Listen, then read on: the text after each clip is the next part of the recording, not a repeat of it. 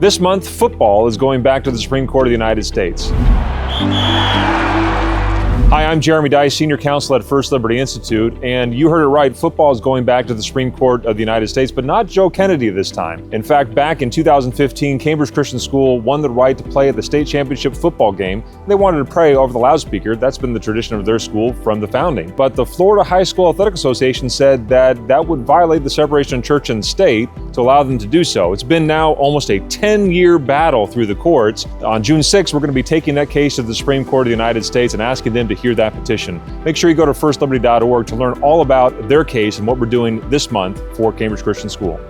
But it's not just football this month at First Liberty Institute. We're also working on a lot of other cases. In fact, Marisol Castro's case is going to get a lot of attention this month. You remember her wanting to put a crucifix on the wall right by her desk to encourage her throughout the day, just like people put apparently a baby Yoda and other sports paraphernalia on their desk.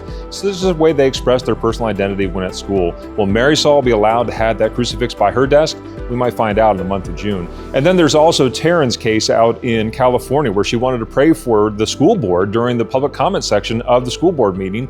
And even though a puppet and ventriloquist were allowed to say whatever they wanted to say, apparently she wasn't allowed to pray. We're going to find out if that was lawful or not this coming month, perhaps. And then, of course, there is Dad's Place and Pastor Chris Avell. You'll remember his case of trying to keep his church open 24 hours a day to care for those who need it the most.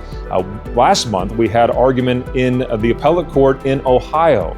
This coming month, there's going to be a lot more activity, including the appeal of his criminal conviction for taking care of people within his church. You can learn all about those cases, of course, at firstliberty.org. And finally, the month of June is our fiscal year end, and along with it comes a $500,000 challenge grant, where we're going to be celebrating First Freedom Day on June 24th, where you can celebrate with us by recognizing our 5 Supreme Court victories at the Supreme Court of the United States, celebrating religious freedom for all Americans. Be sure to keep an eye on that inbox to learn more about how you can join with us in practicing religious liberty in the month of June.